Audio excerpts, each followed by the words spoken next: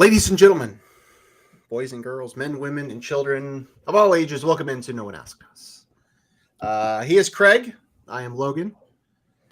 It's Tuesday night. It's not Monday night. We took the holiday off. Happy Labor Day to all those who celebrate. Happy late Labor Day to all those who celebrate. Craig, did you celebrate Labor Day? By not laboring.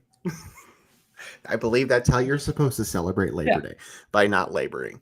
But yes, we are here for another installment of the greatest show on turf.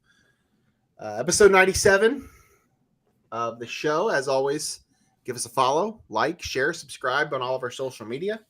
Wherever you're listening to this, wherever you're watching this, if you're watching this live, say hey, get in the chat, let us know what's up. If you're listening to us or watching us later on, comment, welcome, give us your thoughts, chime in on the conversation. We love to have you. That's why we're here. That's why we do this thing live. We enjoy the feedback, the conversation that this allows. And I know this isn't exactly like the ideal time for people to jump on a YouTube live stream, but like, this is what worked for us. So whatever, if we get 3 comments, we're happy. Yeah, I think we can kind of just get into this thing. Craig, how are you? You're doing well. You had a busy weekend, at least a busy first couple of days of your weekend. Yeah. We'll get into that with the recap of some college football, but it's been a weekend. It's been a long weekend. So, Yeah. But it was fun. It was very, very enjoyable. So we can talk about that in our college football section. Yeah, we'll get there. Craig did some traveling. I didn't really do much of anything this weekend, which was kind of nice. I got a lot more traveling coming up, so it was nice to kind of just have I took an additional day off, so I had 4 full days of just kind of hanging out. So watched plenty of football. Didn't watch as much of it as I would have liked, probably. I didn't see the Sunday game, and I only caught bits of last night's thriller, and we'll talk about that. But I did watch plenty of football on Saturday as much as I could, and excited for week 2 coming up, and also the NFL season getting started this week as well. So lots of football to talk about. We have a football themed top 5 ready for you a little later on. We're going to pick your pick. We're going to do our Big Ten power rankings per usual. We are Illini centric. I know, Craig, you did a post-game show after the Illinois win on Saturday. So I don't know that we need to dive deep into the Toledo game, but I do think we can talk about it. I'll kind of give my thoughts first, because I know obviously I wasn't on that show and you kind of did everything solo. And I did see you had some good interaction there, so that was awesome to see. The viewers chiming in there. Miles Scott might have saved your season. I tweeted that out, and things changed by the end of the game, but if he doesn't pick that ball off and take it back, I don't know if we're sitting here talking about a win. Yeah. This was a 2-point win at the end of the day over a good Toledo team, but albeit, as we talked about last week, a MAC team. And unfortunately, you just can't be in these situations where you do that to yourself. And that's what happened. So Illinois played, I don't want to say a poor game of football. There were definitely some bright spots, and I know you kind of touched on some of the stuff on Saturday, so we don't need to harp on too much of it, but not exactly the way you wanted to start your season. But at the end of the day, it's a win. It's a W. Illinois, I saw, still had 1 vote in the AP poll. Yeah. So they're still, in the mix here. A guy who had them 24th last week dropped them to Virginia, 25. I believe. Yeah. But at the end of the day, a win's a win. So that's kind of my take. I don't know if you want to kind of, follow up from what you already talked about on Saturday or not, but it's a win. Yeah, exactly. I think I said survive in advance, to use a NCAA tournament or some sort of tournament analogy. Survive in advance. It was very, and I had this thought during the game, and I never expressed it on my post game little. I meant to go like 10 minutes, and I went 20, which is what I normally do. But par for the course. It was eerily similar to the Indiana game last year. Early season game. Yeah. Indiana was the second game of the year. They beat Wyoming.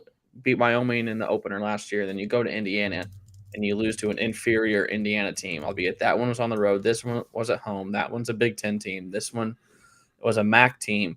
But just the way the game unfolded and played out, I think someone pointed it out to me after the fact, it was in someone's coverage that they mentioned it too. And I was like, I had that thought. Looking at the box score from Indiana last year, Illinois had 8 penalties for 81 yards. I think that's what that comparison boils down to, was the stupid penalties that you just beat yourself up over, because Illinois should have won that Indiana game. There was one blatant missed call by the refs that Illinois would have won the game had that call been made correctly. But that's where my head was going, was that it was a game that Illinois had no reason for it to be as close as it was, but it was all their fault as to the reason it was, because 10 penalties for 100 yards is just unacceptable. And this is something I did say on the post game.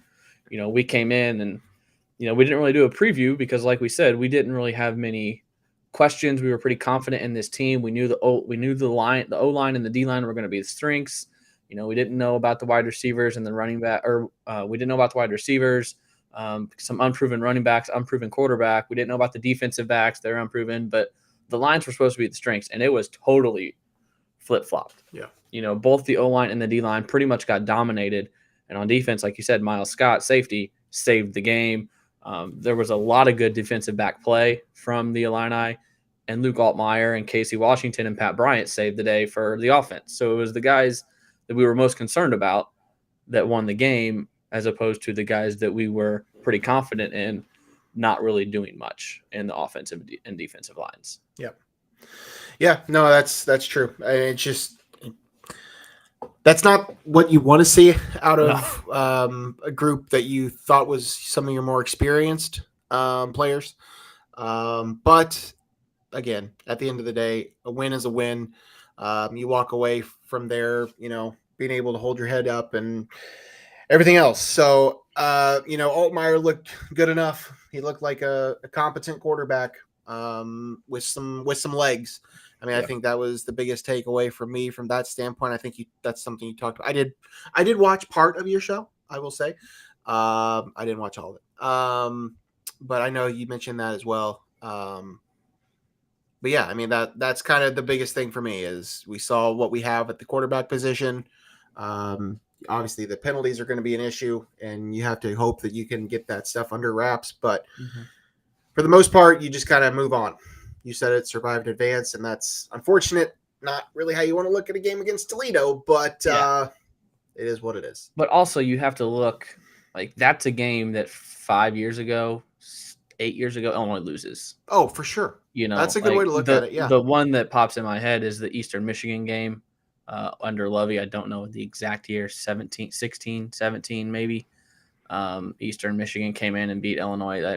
That's a game that under maybe a different coaching staff, Illinois loses. So that is a positive. And Miles Scott, who we're going to talk about, never mind. We'll talk about that coming up next. No, yeah. Basically, Illinois beats Toledo Saturday, 30-28. Starts the season 1-0. Miles Scott, as I mentioned, the pick six to kind of turn the game around a little bit. Illinois had just given up the ball, and then things weren't looking great. And he took it right back away from Toledo and took it to the house. So that really kind of changed things. He was named the co-Big Ten Defensive Player of the Week in what was his first action, really, to speak. So he's a kid that moved from wide receiver. This is maybe his first game as a defensive back, live action. Maybe. I'm not sure on that. Heck of a first outing. He was the top graded defensive back in the nation by PFF, by Pro Football Focus, and the number 3 overall defender in the nation, number 1 in the Big Ten. That's impressive. Yeah. Yeah. It's former walk-on receiver, the best defender in the Big Ten week 1. We're a defensive back school. DBU. We're no longer a golf school. We're a defensive back school. Yeah. DBU. But yeah, so that's the big takeaway from Saturday. 1-0 on the season. Now you head to Kansas, a matchup with the Jayhawks, previewing the exhibition basketball game against the Jayhawks coming up in a couple months. Yeah. But this is a Friday night game. for those keeping track at home. So for anybody that's not out watching high school football, you'll get Illinois, Kansas, ESPN2, 7 o'clock or 7:30 Eastern, 6:30 for most of the fan bases for those two schools. The Jayhawks coming off a win against Missouri State, 48-17. So they took care of business, granted against an FCS school, quite different than a very good MAC school. Regardless, 48-17 Jayhawks win. So they're 1-0 to start the year. Their QB1 did not play, Jalen Daniels, but it sounds like he is going to play in week 2. A couple reports say. That's the reports right now, but we'll see if that stands to be true. His backup, Jason Bean, threw for 276 yards, a couple touchdowns, ran for 40 yards, completed 22 of 28 passes. So he looked all right. But this is a game that I think we both kind of looked at as a game Illinois can win and should win, but you got to correct the issues that you had on Saturday. Because if you don't win this game. Mm-hmm. You don't. I'm a lot more concerned now than I was, say, Friday night. I think we should be. Yeah. Yeah. You mentioned Jason Bean. He did play a lot last year. So he's either quarterback Illinois gets. They're very similar playing style, and they're both experienced. So that's somewhat of a concern because they both do similar things to what DeQuan Finn from Toledo did. And he didn't throw the ball great, but he pretty much did whatever he wanted against Illinois for 2.5 quarters. So a little bit concerning, going into an environment that's pretty hyped up. I know the biggest question I have for Logan is, did you see the new Kansas uniforms? Yes. Apparently they're making a whole thing about this. They're releasing new blackout uniform for their 1941 team. Our buddy Mike Reese had a lot to say about those because they're black with navy or like dark blue numbers, so they'll be hard to read. But yeah, I'm a lot more concerned now than I was last week, man. I thought this was a game that Illinois probably should win. Now I'm going to be thankful if they do. I'm not leaning on the good side of this one right now. Yeah, we'll just say that. I mean, it's hard to be totally optimistic. I mean, we're not a show that's gonna just shoot rainbows and butterflies. I mean, I know that people have told me that before. We don't get too excited about some of these things, but after what we saw Saturday, it's hard to do it. This is a Kansas team that is a competent football team. They're not gonna win a ton of games in the Big 12, but this is a team that is fully capable of beating Illinois by a couple of touchdowns if they have their stuff together and Illinois doesn't, which from what we saw on Saturday, I'm not sure Illinois does. If they turn that around, if they correct those mistakes, they can definitely win this game. Kansas, 2-point favorites, is a home game. These two teams have only met 5 times. Last time was in 1968. The time before that was like 1920 something. Yeah, not a matchup you see very often. Kansas won the last matchup by 40 points. But totally different world, but who knows? It could be all 5 of the matchups have been absolute slobber knockers. There hasn't been a single close game. Think this year is different? I hope so. even if it's like a game like last week, like if it's a 30-28 Illinois win, like just grind it out, I'll be happy. Yeah. Sometimes those are more. If you win them, sometimes those are more fun to watch than the 50-0 games. But the line has moved a little bit. It is Kansas -3 now. Oh, with the over/under going from 51 to 56.5. Are you surprised that it's that small? I think I said Saturday on the post game. I said between 3 and 5. So yeah, I was thinking closer to 5. But I mean, going back to the Indiana game last year, Illinois loses that game by 3, 23-20. And then they win 6 in a row. So if they come off of this past Saturday, the Toledo game, like they did the Indiana game, I mean, I don't want to say set up great because you do have Penn State. Is it next week? Yeah. You do have Penn State next week. But if you respond to the Toledo game like you did to Indiana last year, you can do some good things because after Penn State, the schedule's not tough. So maybe it's a Bielema thing that he uses it as like he did Indiana last year and just whips them into shape, and they come out and play much better because that what was the next game last year? That Virginia game, they came out and dominated 24-3. I mean that's when the defense really clicked.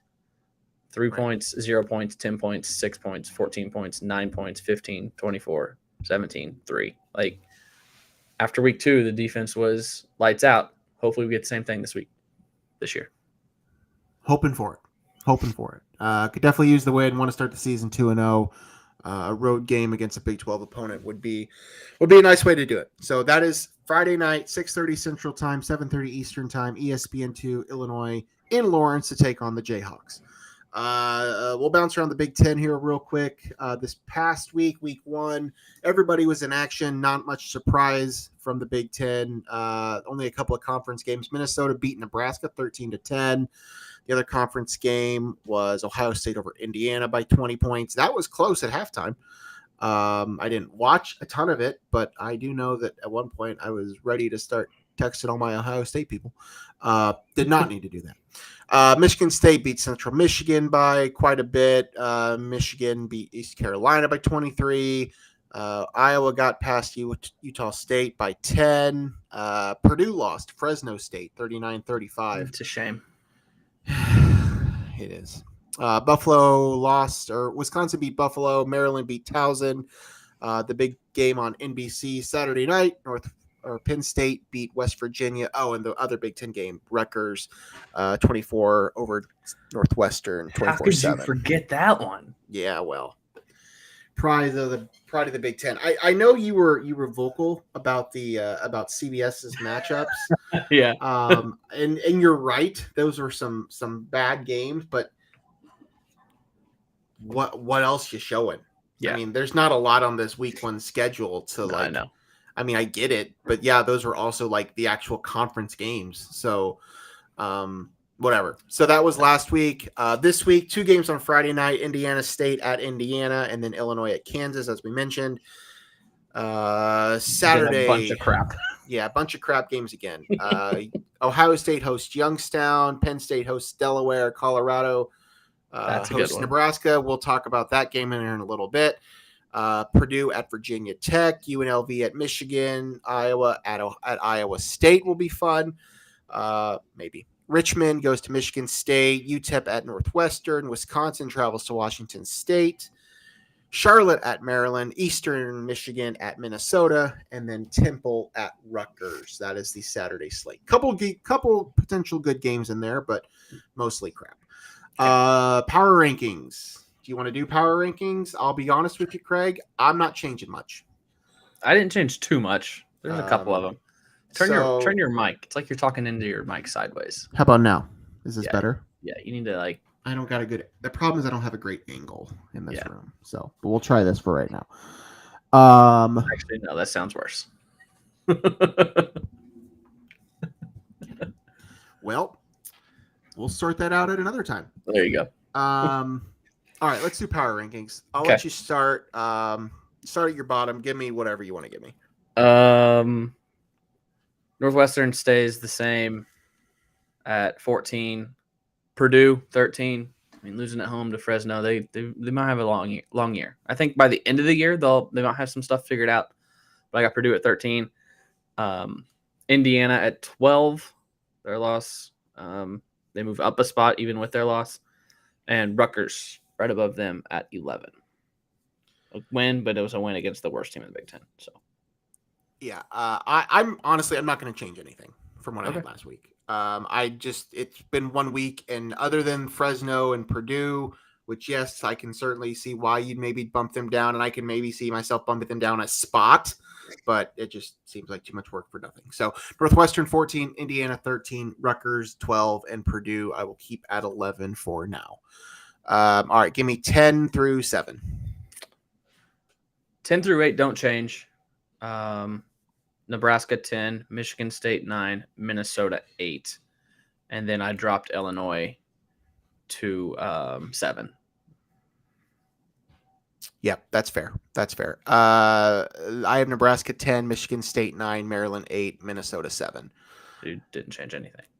No, I just said that. I'm not changing a single thing from this week. I mean, I get it. I understand. You can certainly make changes, but I just I trust what I trust what I think I know, and I'm going to. It's very scary.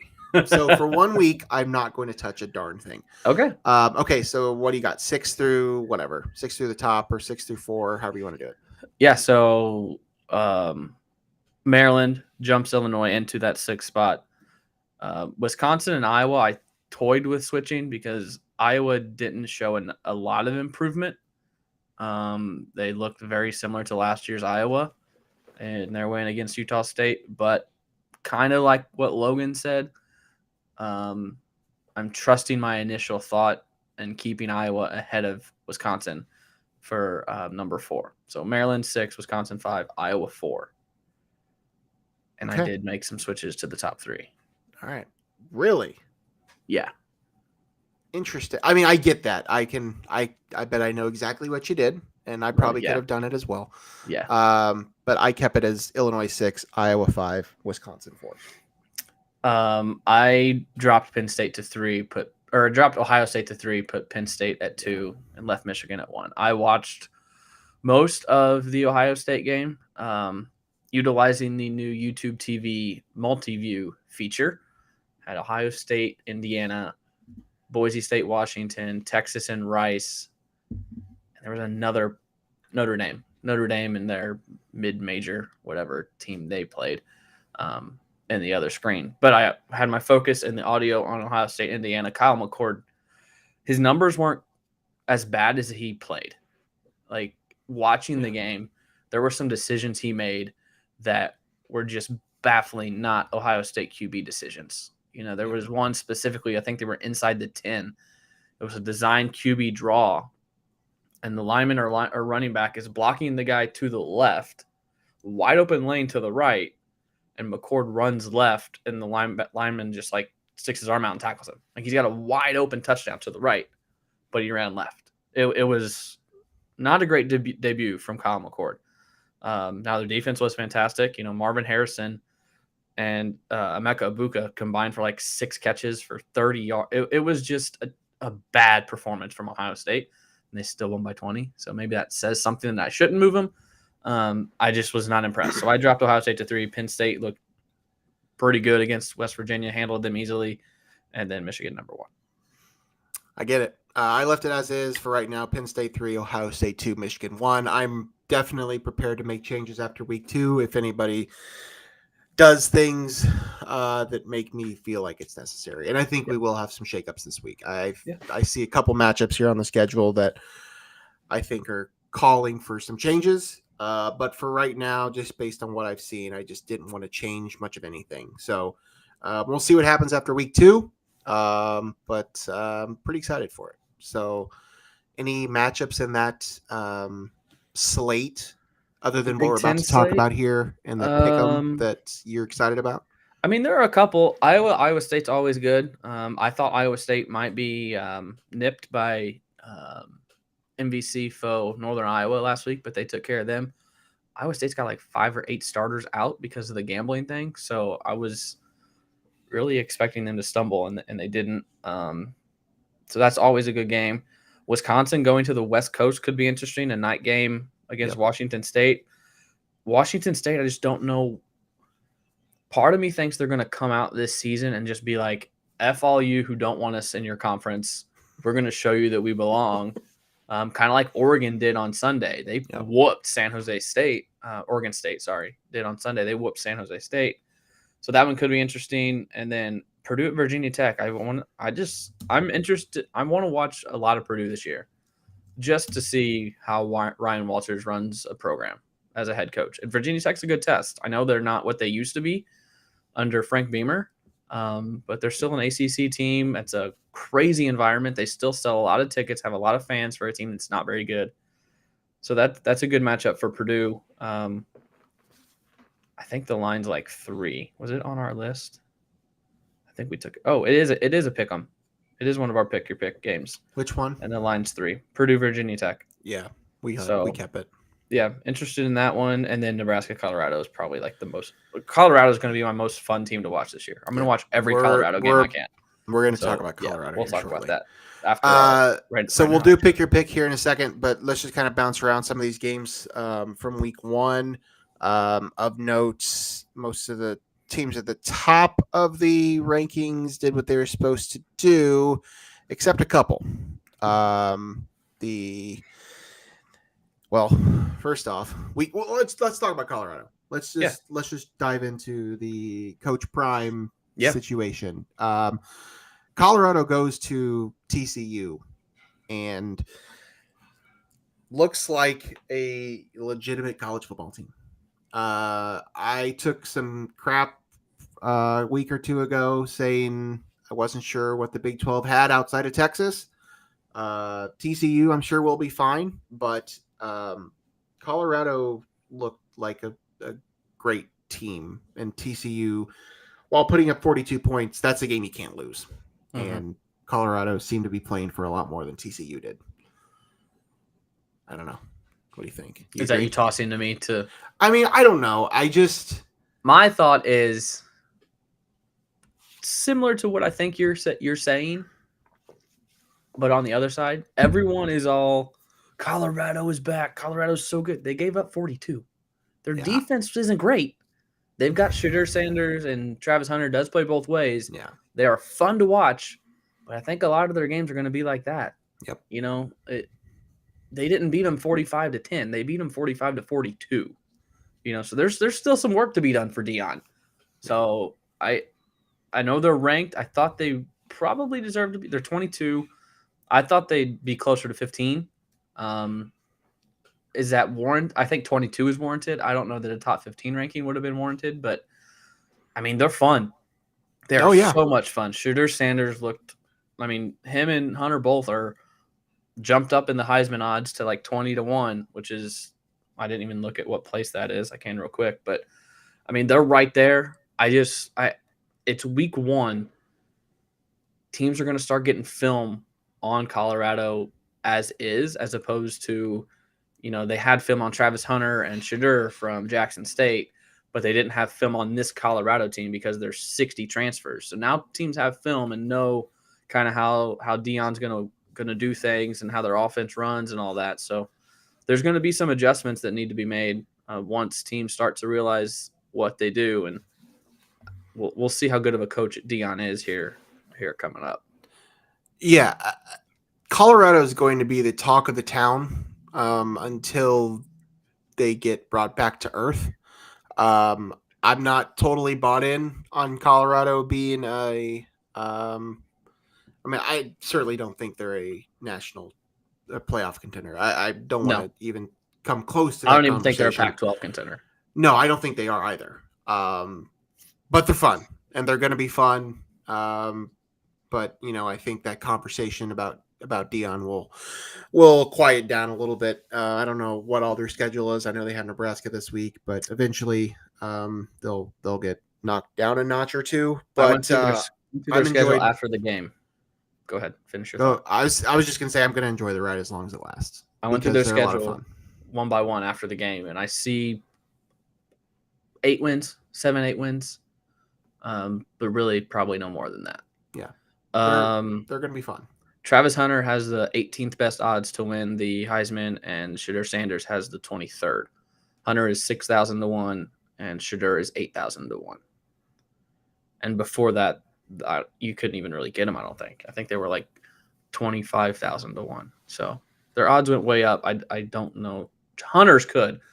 If Travis Hunter plays 120 snaps every game and catches touchdowns and interceptions, like he could very well win the Heisman. But I think to win the Heisman, you kind of need to be top 10 team normally. And I don't think Colorado is that. That's not Colorado. Yeah. Brian Kelly ate his words. Florida State kind of handled LSU. Second half, yeah. LSU could be, I mean, that could be a legit program or a legit team this year. We've known they were going to be in that conversation. And after what their other ACC foe did last night, Clemson dropped laying an egg to Duke.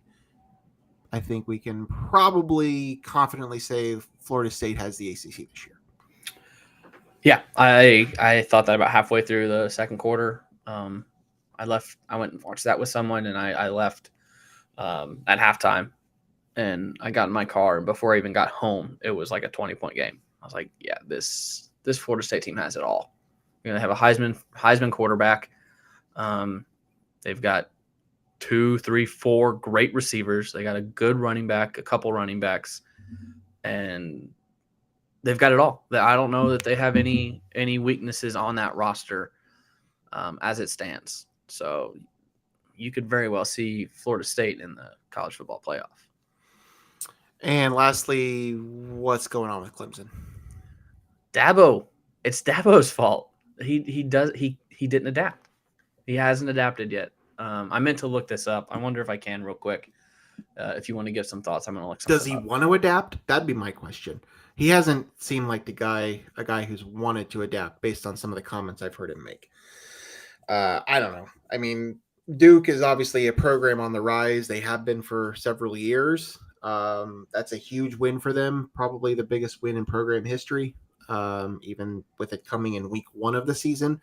I think Clemson will be okay. I'm not ready to write Clemson off, but it's clear that, I mean, it's as clear as anything can be after 1 week of the season that the ACC is now going through Florida State, where it's been Clemson's league for the last 8 years, something like that.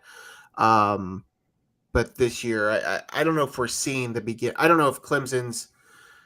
I don't know. I don't know what the trajectory is. That may be what you're looking up, but take a guess at how many transfers Clemson brought in in this transfer portal. Not many. I don't know. I couldn't tell you. I'll set the over-under at 4.5. Did they have more than 4? Did they have 5 or more transfers come in, or 5 or less? I would say he had more than 4.5, but it wouldn't be by much. Maybe 6. One transfer. Clemson added 1 transfer, and it was a quarterback, which they were already set.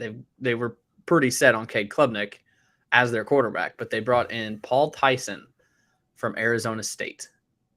It's the only transfer that Clemson brought in.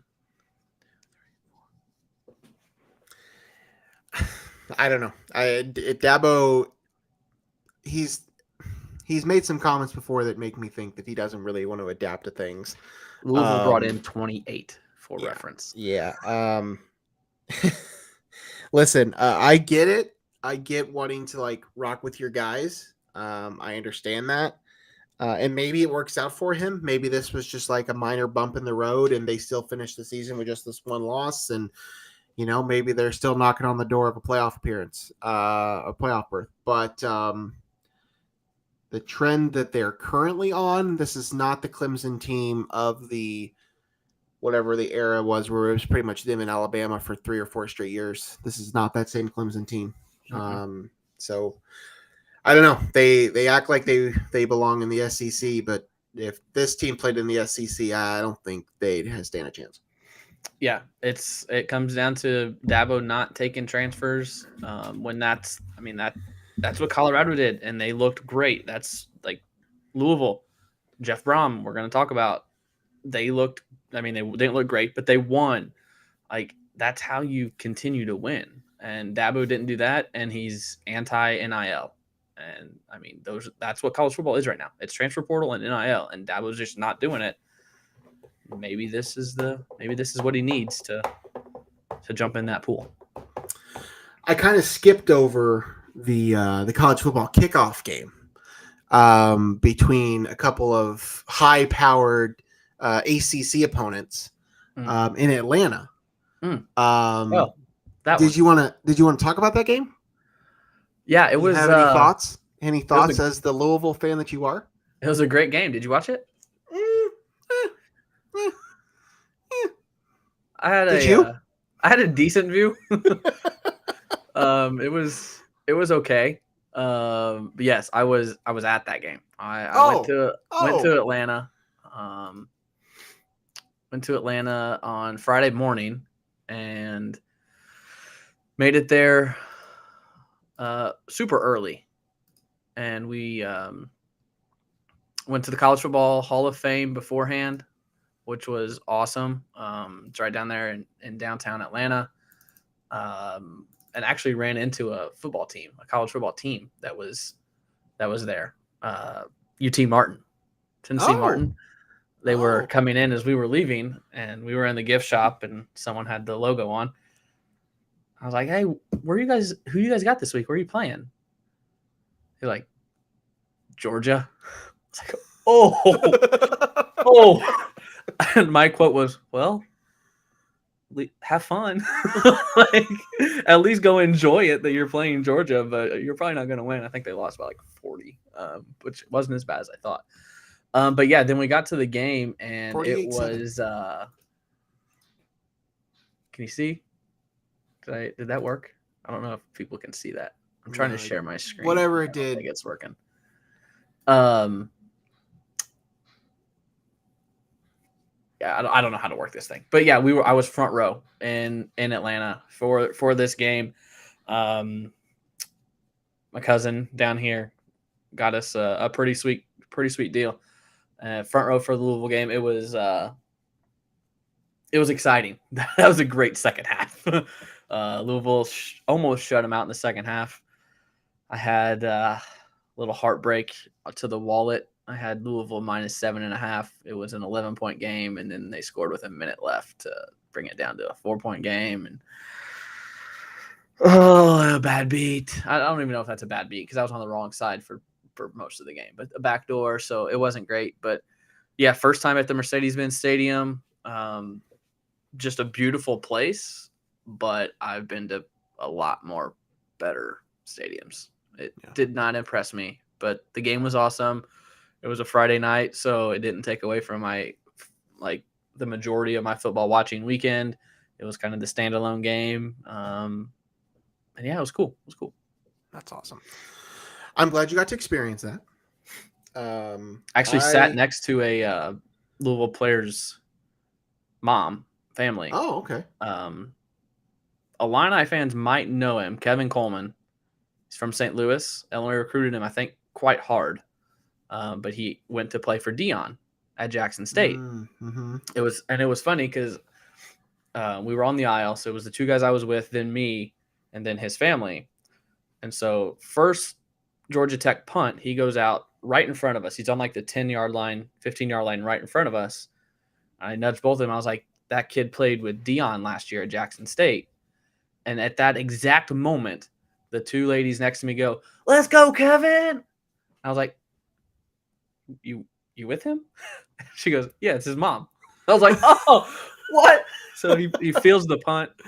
And that's awesome. Then I talked to her for just a couple minutes about, did he think about going to Colorado with Deion?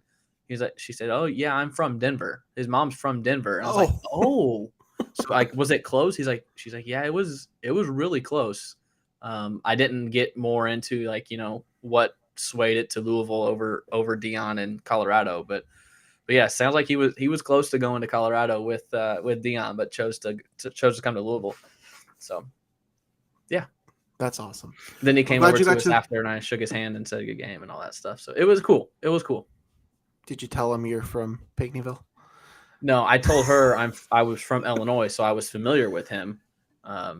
I forgot what school he went to, though. I don't know. I can't remember what high school he went to. But yeah, it was good. It was a great experience. I don't know that I'll ever be that close at a college football game again. You were right there on the field. Yeah. That's great. Love that for you. Yeah, that'd be a fun one to be at. St. Mary's High School in St. Louis. Okay. We should probably pick your pick. Yeah. We're already approaching some lengthy time here. So last week, Craig started the year 5-1. I went 4-2. This week, the games we're going to be picking are Notre Dame at NC State, Utah at Baylor, Nebraska at Colorado, Purdue at Virginia Tech, Ole Miss at Tulane, Texas A&M at Miami, Iowa at Iowa State, Texas at Alabama. That's the big one. Wisconsin at Washington State, Oklahoma State at Arizona State. And then every week we will always be picking the Illini. So we have Illinois at Kansas. Craig is up first this week. So I give you the floor, my good man. What game are you taking first with the first overall pick in week 2? We don't have a lot of clear-cut picks this week. No. Last week there were a couple double-digit lines, and there are none this week. Yes, correct. But there are a lot of road favorites, so a lot of home dogs this week. Okay.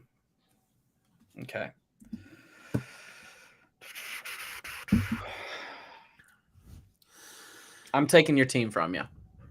I'm taking Notre Dame. I think they're one of the best teams in the country. Yep. They are on the road at NC State, but I believe in Notre Dame this year. I know it's only been 2 games and it's been against nobodies, but I believe in Notre Dame, so I'm going to take Notre Dame. Yep, that would have been my first pick too. I mean the hype up here is pretty strong. Granted, it's been Navy and Tennessee State, so you can't really say too much yet, but Notre Dame's looked pretty darn good in 2 weeks of the season. So yeah, that probably would have been my first pick as well. I know I just said a little bit ago that I'm not fully bought in on the Deion hype, but I do think at home that place is going to be electric. Nebraska is not great. Nebraska just lost week 1 against Minnesota. I'm going to take Colorado and Deion's first home game with Colorado. Wow. That was going to be one of the last ones I picked. Really? You're not confident enough? Yeah. Okay. Interesting. Hopefully I don't have any press conferences with Deion because I don't believe yet, and he would just call me out like he called out Ed Werder. He called out a lot of people. Yeah. Okay. I had 2 that I was toying with to my first pick, so they're still there. So I'm just going to take the other one. Baylor lost to Texas State in week 1. Yep. There's no way they're beating Utah week 2. Yep. I'm going to take Utah. I love it. That's a pretty good pick as well. Proud of you on that one. It does get a little more challenging here. A couple of these I don't love. I don't love. I'll be quite frank with you, Craig. Oh,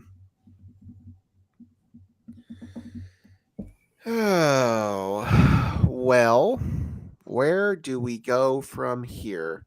Yeah, Brian says Nebraska is awful. It's true. Could be a letdown spot. Colorado exerted a lot on Saturday. Well, we'll see. All right, I'm going to take Alabama at home. Wow. Texas is good. Wow. What are you wowing? That's like the next biggest spread. Spreads aren't everything, man. I understand they're not everything, but why are you wowing that? Whatever. I'm taking Alabama. That's the big game of the week. Alabama, Texas, a precursor to the future SEC matchup. It's a big game. Oh, we forgot something we should talk about, but go ahead. I'm taking Alabama. Okay. Deal with it. I may go 0-6 this week. What game did you miss? Clemson and I don't know. The game I missed was the first game I picked. Was TCU. I missed South Carolina. Yeah. They didn't look great. No. But I would have made that same pick as you. I would have picked South Carolina. Okay, I'm between 2. I keep doing that to you. I keep leaving you between 2 and not taking one of them. So yeah, I mean, I think Texas Alabama probably would have been the last game I would have picked of these because I think Texas has a chance. We should have picked it last. Okay, both are pretty decent sized spreads. I am going to take the team that doesn't have to travel as far. I'm going to take Ole Miss to beat Tulane. Yep, that's good. I probably should have done that. Be honest, but you know Well, what? I mean, Tulane is ranked. They beat who they beat they beat USC in the bowl game last year, and they have a lot back. But Riding high, riding high. All right, you're taking Ole Miss. All right. Yep. I'll take Wisconsin. That was the one I was between. You alluded to it. They are traveling a heck of a long ways to face Washington State. I do think Washington State could be fired up to play this game, but I don't know. At some point, I got to draw the line. I'll take Wisconsin. Okay. I'm going to take the Hokies because I don't think if Purdue can't do it at home, I don't think they're going to do it on the road for their first win. So I'm going to take Virginia Tech to beat Purdue. Good pick. Good pick. Good pick. Good pick. 3 more. I'm going to take a home underdog. I'm going to take Miami. Okay. Don't ask me why. We're just having fun. We're just having fun. That's what we're doing. Then I'm going to take Iowa. Great. Because like I said earlier in the show, I do not think Iowa State's very good. And then that leaves me with Oklahoma State or Arizona State. I will take Oklahoma State on the road. Yep. All right. And then the last game, Illinois and Kansas. We're both picking this one. Are you taking the Illini? Or are you going to take Kansas at home, 3-point favorites currently on Friday night? If you would have asked me this on Saturday afternoon at 5 o'clock, I would have taken Illinois. I'm asking you at 7 o'clock on Tuesday evening after Illinois nearly laid an egg to Toledo. So what is your answer now, Craig W. Choate? Kansas. Maybe a bit of an overreaction. I think Illinois probably has the better players, but it just hasn't clicked yet. So I'm taking Kansas. I will take Illinois. I know what I saw on Saturday, and if I see if they replicate that, it will certainly not be an Illinois win. But if they correct even just a few things, I think they're a better team than Kansas. I like what I saw out of Altmaier. Not perfect by any means, but if they can correct the mistakes, I think they can win this game. So for week 2, I'm going to stay high and ride with the Illini for right now. So I will take Illinois in that game. So to recap here real quick, Craig took Notre Dame. Brian, you want to answer Brian's question, or do you want me to just go for it?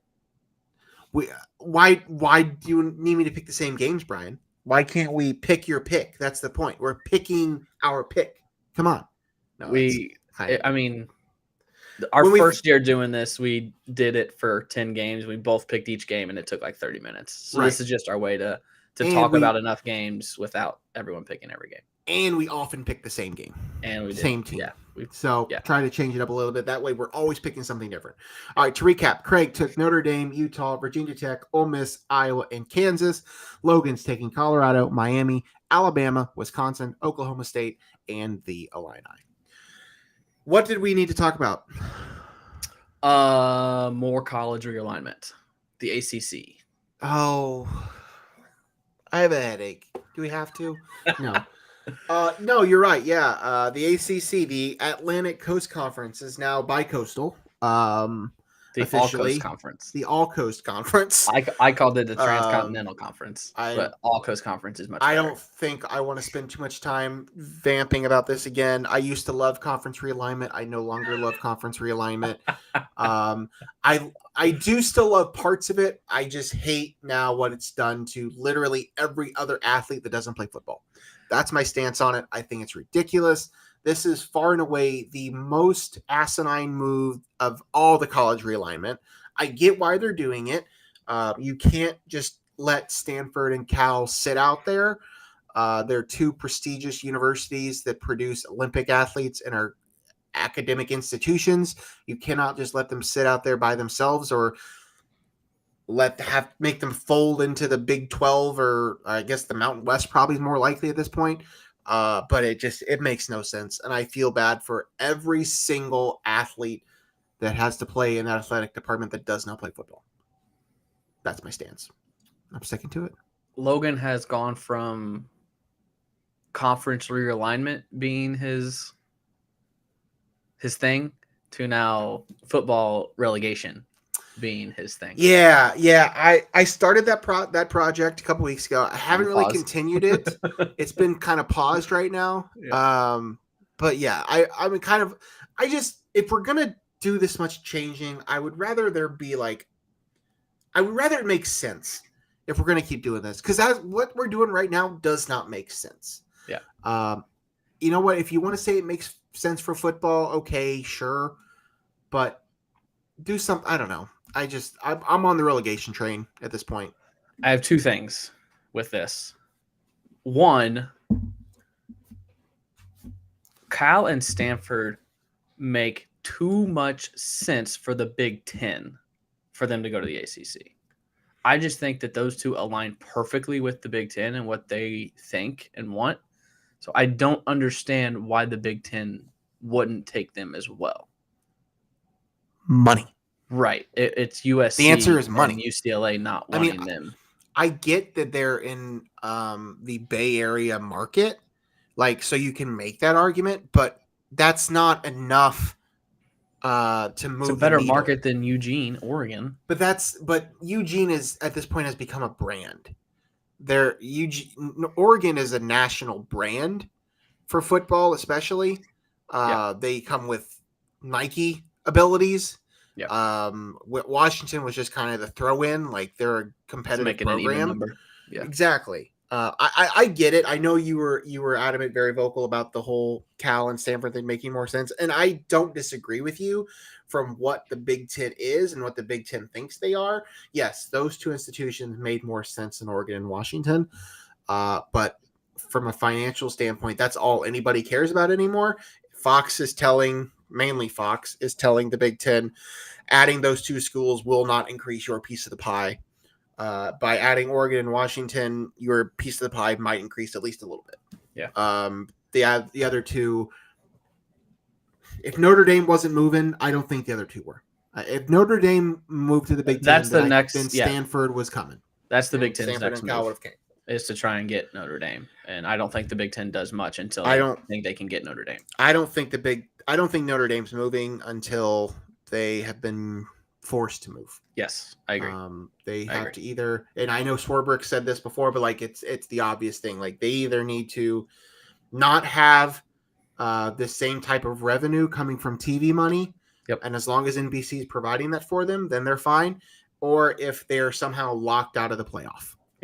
If the other conferences form a playoff thing where like you have to win your conference or something. Well, like that. Yes, but I do think what we are trending to is there's no non-conference play. Yeah. If you have leagues of 20 teams, what's the point of non-conference games? You're just going to play the teams in your conference. So who's Notre Dame going to play? Yeah. That's what's going to happen. That is the thing that will keep Notre Dame out. It's not going to be the money thing because NBC will pay enough money to them to make it worth their while. Yeah. But that's the thing that's going to move the needle. And whenever that happens, I don't know. That could be 2 years from now. It could be 10 years from now. I don't know. That is what will force Notre Dame into a conference. I just don't know when that's happening. The other thing that I initially saw with this addition of Cal, Stanford, and SMU to the ACC was that it was football, men's and women's basketball only, which I was like, okay, I could see that. But then they moved it somewhere overnight or over the last couple of days before it happened. They moved it to all sports. And I'm like you said, how is I guess softball is kind of big revenue, but how's like a women's soccer team expected to fly from Stanford to Miami for a Thursday night game? It's just ridiculous. Silly. It's just silly. I get that it means more money and all these things, and like you can afford to but like you can't afford to just like make somebody's quality of life better just because I don't know. It's just I hate it. I used to love it. Now I hate it. But also SMU to join is taking no additional revenue for 9 years. Yeah. Which a decade. Someone said that doesn't mean they're not going to make any money because they are going to get shares of like NCAA tournament revenue and stuff like that the conference gets. They're just not getting like the TV share revenue. So they're still going to make some money, which equates to the same amount that they're getting from their current conference. So it was kind of a no-brainer, even though they're not getting that TV revenue money, they're still going to get the same amount that they get from are they in the American right now or Big 12? American. They're in the American. So they're getting the same amount from there. So you'd rather be in the ACC than the American. So, yeah. So I lost track. Years ago. I used to be really good at this stuff. I am no longer. All right. We are approaching an hour. Let's move on. NFL. Yeah. We haven't really done any sort of NFL preview. So we will do that. Kind of pick division winners, Super Bowl, that type stuff. Before we do that, though, the big news today, Travis Kelce hyperextended his knee in practice, training camp, or whatever they're calling it. Yeah. So that's not great for all of you who have him in fantasy. Also not great for the Chiefs. I know Craig's tweeted out his 7 rosters or whatever it was. How many of them do you have Travis Kelce on? 1. Okay. I've never had him. I don't think he's 11-year pro. I don't think I've ever had Travis Kelce. I don't think I drafted him this year, and this happens. Yeah. So if you're like me and had a roster spot open in a deep league, go after his backup. We'll see how that goes for me. But yeah, that's unfortunate news for the Chiefs. They'll be good regardless, but he's a big part of that offense. So don't know how long he's going to be missing time, but it's certainly going to be for a little while. Let's do a quick little NFL preview. You kind of want to do picks real quick. Yeah, I mean, we division winners. Yeah, we can just go by division. We didn't really prep it, but we're not NFL experts, so we don't need to spend too much time. No. All right, just start the AFC. Who do you got? Give me your division winners. I want to do it, but I'm not going to. Same. I don't trust the Dolphins. It's not the Patriots. I want to pick the Jets, but I can't. I'm going to pick the Bills. Yeah. Yep. I'm the same way. I want to pick the Jets. I really do. I think they'll be good. I think they'll be the best Jets team we've seen in a while. But I think the Bills are still the best team in that division. And so I'm going to take the Bills. I think the Jets will make the playoffs. Jets could be a dangerous team in the playoffs. But I'm going to say the Bills are going to win that division. NFC North. Same. I'm going to take the Ravens, actually. I'm not going to take the Bengals. I'm going to take the Ravens. I want the Bengals to go to the Super Bowl because it's a lot of fun down here when they do. But one of your teams. I'm going to take the Ravens this year. I think they bounce back and have a good season. That's a good pick. I'll take the Bengals. I do think they're one of the best teams in the NFL. Joe Burrow has a lot of weapons, more so than a lot of teams have, and they've been good for the last few years. So while I agree, I think the Ravens will be super competitive in a playoff team. I will take the Bengals to win the division. Go to the South, from one of the best divisions to maybe the worst. Jaguars. If Jaguars don't win it, something went terribly wrong. You think so? Yeah. You're not buying in on, the Colts or Colts are terrible. The Titans. Texans are not as good. If anyone, it's the Titans. But I'm taking the Titans. Okay. I'm taking the Titans. I don't think any of them are very good. Only one team's going to make the playoffs out of that division. I don't know. I'm going to have fun with it. Taking the Titans. There you go. And then in the West. I picked them to miss the playoffs last year, and they won the Super Bowl, so I'm not doing it again. I'll take the Chiefs. I picked the Broncos last year. Yeah, I remember that. That was dumb. Yeah, I'm also taking the Chiefs. I think that's the smart money. They may not win the Super Bowl again, but I think they're clearly the best team in that division. And yeah, so I will take the Chiefs. NFC, how about the East? You're taking your beloved Cowboys, or are you going elsewhere? No, I'm down on the Cowboys. I think it's the Eagles to run away with it. Cowboys, I think, can make the playoffs. Giants can also make the playoffs. Commanders are improved. But Eagles, lost nobody, maybe even got better. So I'm going to take the Eagles. All right. I'm also going to take the Eagles. I do think that division has gotten better. I think the Giants are competitive. The Cowboys, if things go well, can be competitive. But I'm going to take the Eagles.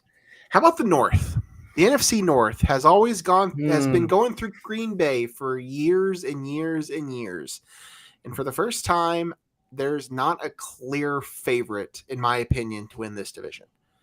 I think a lot of people are going to say the Vikings. Packers fans are certainly still going to think they have a shot if Jordan Love is any bit of salvageable. True. Bears fans think their team is the bee's knees. The Lions suck. Who you got? NFC This North. is the closest division. Lions are plus 145. Vikings are plus 260. Packers are plus 350. Bears are plus 430. It's not going to be the Bears. I don't think it's going to be the Bears.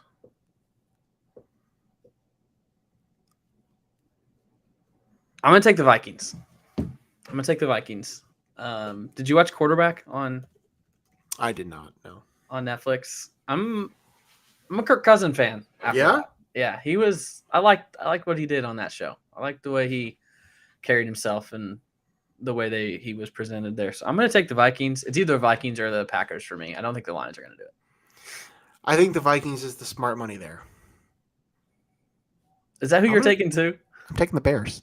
Oh! Listen, I don't think that division is particularly good. I do think the Vikings are probably the most talented team, and I do think Kirk Cousins is probably the best quarterback of that division. But Justin Fields has done some pretty impressive things on a football field, and he has some weapons around him. I'm not picking them to win the Super Bowl. I'm not picking them even to probably get out of the first round of the playoffs. But I will take the Bears to win the NFC North. I think the Bears are in the playoff conversation, but I think the Vikings win. I think the Packers make the playoffs. I think Love's going to play good enough. Probably, and it's going to piss off every Bear fan from here to wherever. Yeah. All right, last division, NFC West. You forgot the South. Oh, I skipped the South. NFC South. Sorry. Saints. I think the Saints are a sleeper in the NFC, not just the South, in the NFC. I think they're going to be pretty good. Okay, I'm gonna just play. I'm gonna take the Falcons. I'm gonna take the Falcons.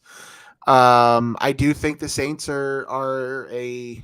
I agree with what you said about New Orleans. But for fun here, we're gonna take a young up and coming Falcons roster to win the South, and then now we'll go West.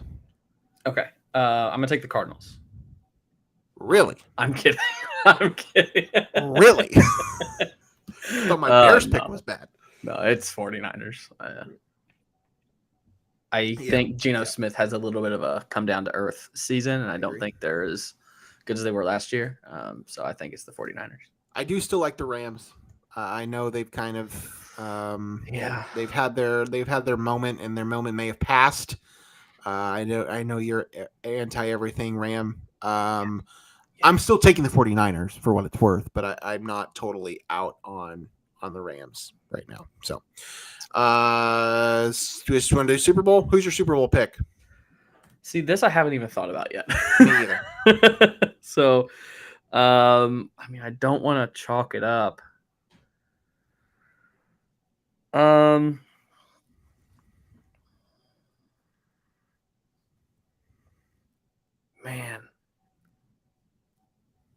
I can't do Chiefs versus Eagles because you can't do back-to-back. I'm going to take the Ravens. I guess this is telling you that I'm high on the Ravens. Ravens against I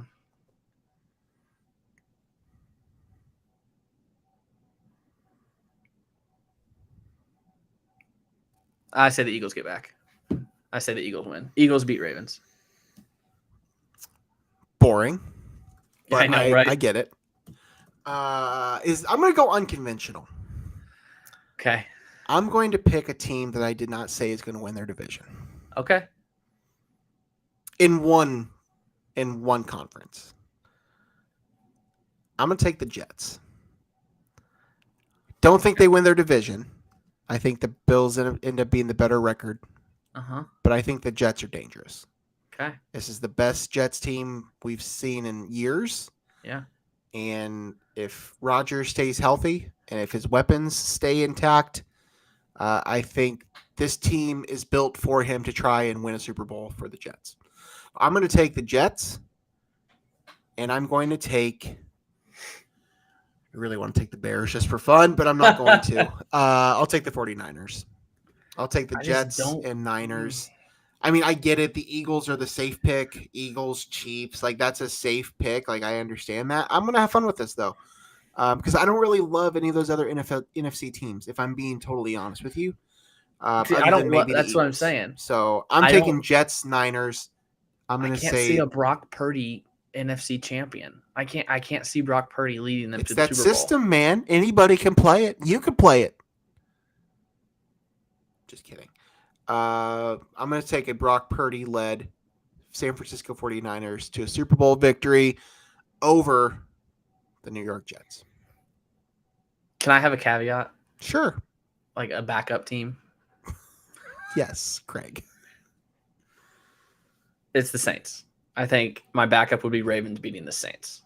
Just so I'm not taking the chalk and the number 2, the second most favorited team. Okay, I'll let you do it. That's fine. Jets are plus 1,800 to win it. 49ers are plus 1,000. Ravens are plus 1,800. Eagles are plus 800.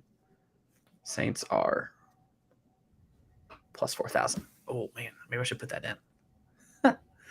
Okay. You seem to be high on it, so I don't know why you haven't already. Yeah. I don't do futures. All right. Top 5. We're going to stick with football. This is a very football episode. We're going to do top five football movies. We both put together lists, and we're going to do our collision best. Of Logan's two favorite things. Yes. Football and movies. Yes. It's in that conversation, sure. All right. So we're just going to alternate back and forth here. I will let Craig start. I got two favorites, and I don't know which one to go with. Okay, we'll go with the one that I'm not going to pick. That's true. I should do that. No, I should do the opposite of that. I should go with the one that you won't. You just pick whatever you want, man. This is your world. I think you're going to take probably the one that I don't pick here. But rest in peace, Paul Walker, Varsity Blues. The best football movie. And it's close because I was toying with it, but that is just a classic that I can watch over and over and over and over. Varsity Blues. It's a great film. It's been a while since I've seen it, admittedly. It's been a while since I've seen a few of these movies. Oh, yeah. But, that's certainly one of the best. I don't disagree. That opens the door for me to take my favorite football movie, one of my favorite movies of all time, one of the movies I've seen the most in my life. Why are you looking at me like that? You're afraid? I don't want you to pick it. I'm taking Remember the Titans. Damn. Damn it. I mean, it is my movie. It is my football movie. That soundtrack, those performances. Looking back on some of the people that were in that and what they've gone on to do, Denzel is great. Yeah. I love Remember the Titans. It is easily my favorite football movie of all time. Yeah. So that is a no-brainer first pick for me.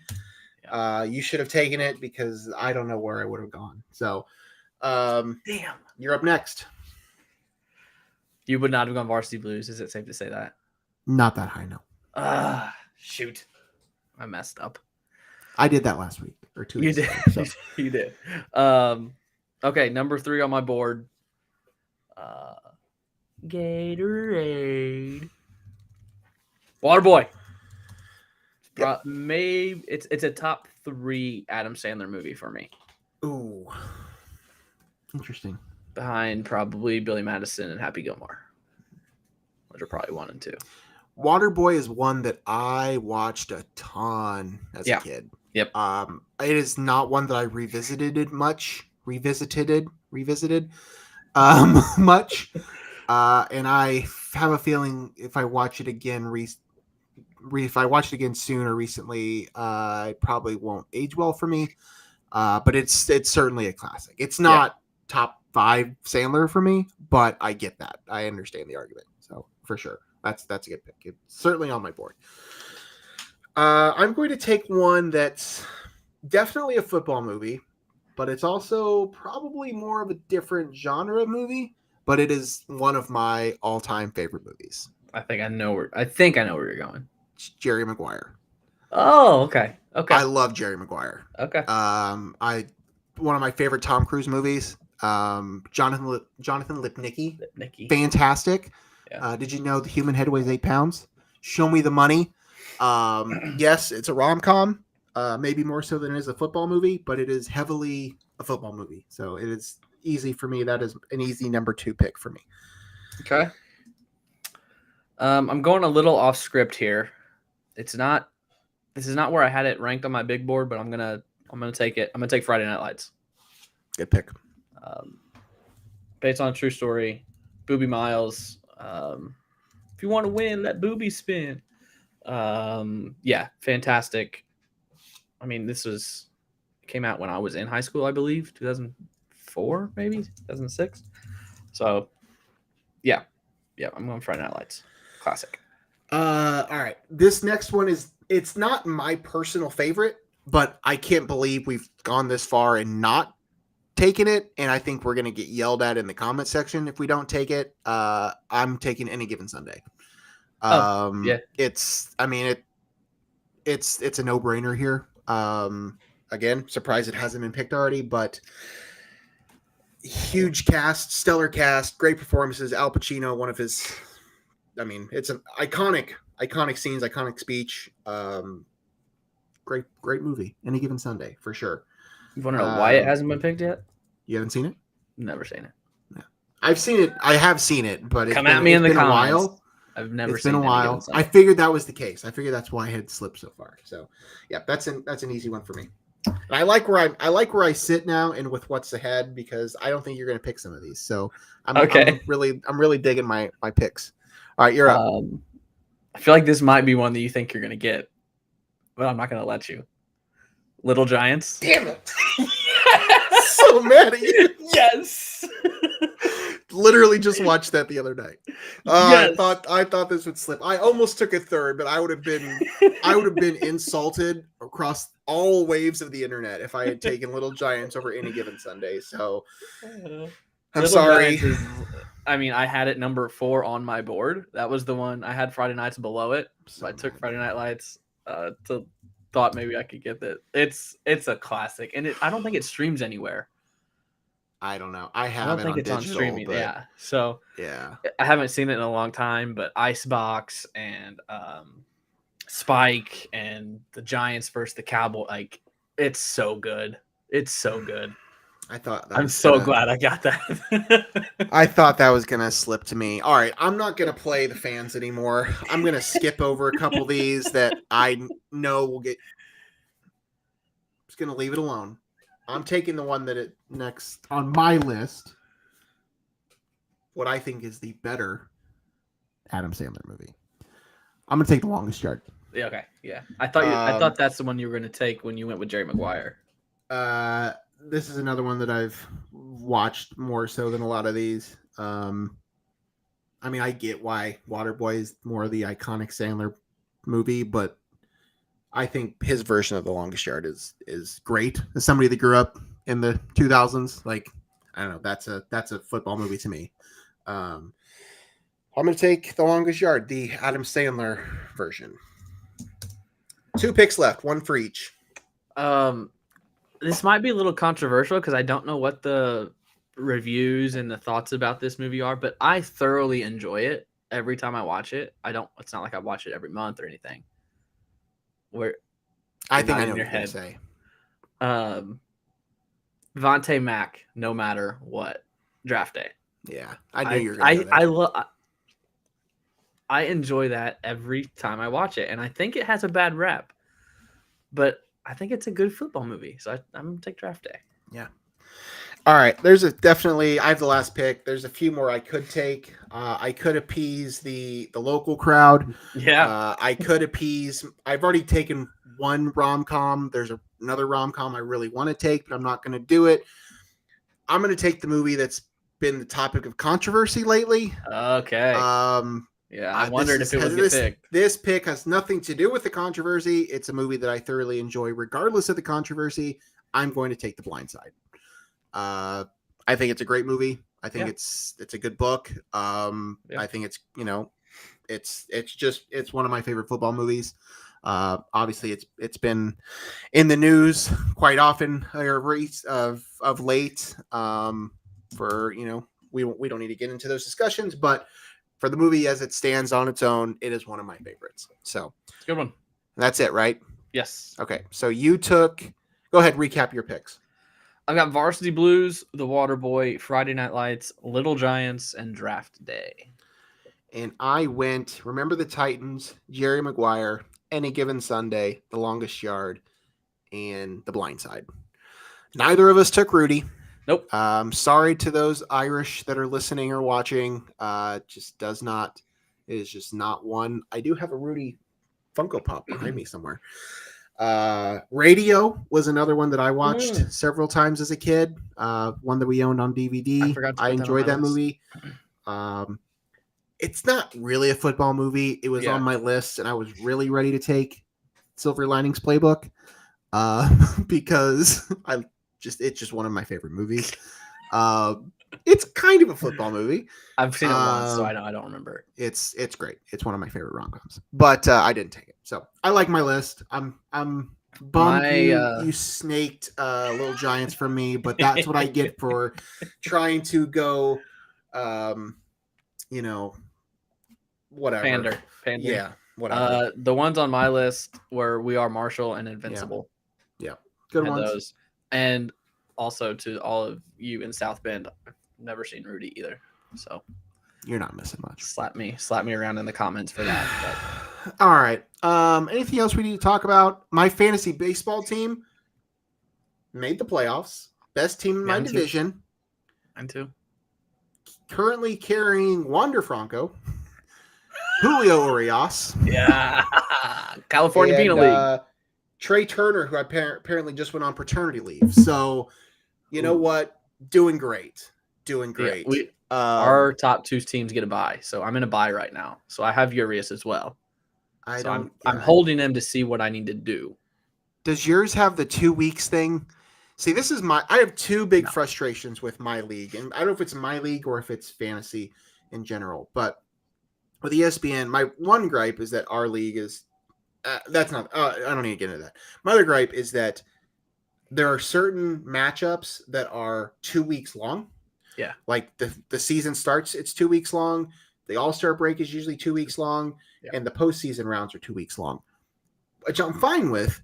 But the acquisition limit doesn't change. Yeah. So I have 14 days, and I can only make 5 changes. Yeah. And I now am dealing with this roster implosion, and I can't do anything about it because then I'm just going to use all of my acquisitions for the week. So we have the 2 week start first of the week of the season All-Star, but we do not have it here. But we also end the season a week earlier because a couple of years ago, we got the whole thing where everyone was resting their players and the championship kind of got all effed up. So we moved our end of season a week prior, so you still get your teams. But so 3 weeks left. I got the 1 seed, so I'm on a bye this week, and I just need to figure out who I want to pick up because you got to drop Urias, even though it's a keeper league. He's probably out for a long time. I just think fantasy buys are silly. Like, what's the point of a buy? I dealt with them too in football too. Like for us, what's the advantage? It gives you the benefit of getting to the semifinals. So you're only one, like you're like basically already in the money. So you don't get upset in the first round. Have the best team get upset in the first round, and then you're out. So it's just incentivizing getting the top 2, and you're basically in the money. You just have to win one of the next 2 to get your money back. So I get that. Yeah. All right. I think it's about time to shut it down. Anything else you want to talk about? Did you need to talk about Big Brother or movies or TV not Big shows? Brother, but Survivor? Jimmy Buffett. Oh my goodness. I forgot. I know. Last week was Bob Barker. This week was Jimmy Buffett and the lead singer of Smash Mouth. Yes. Yeah. Sad. So, that was not that I knew Jimmy Buffett, but me and my now wife's first date was a Jimmy Buffett concert. Forgot about that. So, are you a parrot head? No, no, not at all. Okay. Which it's very random that was our first date. She is adamant to this date that it was like a setup because it started as a group of like 6 or 8 people. And then by the time the concert got here, it was just me and Christy. Everyone else backed out. So she thinks that the other 2 or 3 couples like set it up like they would go, and then they didn't really ever plan on going. They just wanted us to go. But yeah, our first date, July 13th, 2018, Jimmy Buffett, Wrigley Field. Wow. That's good. That's a good one. Was interesting. I've never been to another concert quite like it. It was a lot of fun. It was a lot of fun. There were a lot of extracurricular things going on around us, and it was a great environment. So didn't know he was sick. So it was kind of a shock. But yeah, it was, I don't want to say it hit hard, but it was just like, man, yeah, we have a connection to him. Yeah, no, that's awesome. I remember that being your first date, but I didn't know. Yeah, that makes sense. I unfortunately never saw him live. Would have liked to have. I do regret that, especially obviously now. Yeah. He's not somebody that like I listen to a ton of, but I mentioned it on Twitter. Like, we took like a family trip down to like a family reunion type thing in Southern Indiana. My dad bought like one of his greatest hits album, and that like became the soundtrack for not only that trip, but like my summer and like all sorts of things. So that was really, I mean, I knew like Cheeseburger in Paradise, I knew Margaritaville and that stuff, but then the other thing is I loved Cheeseburger in Paradise, the restaurant.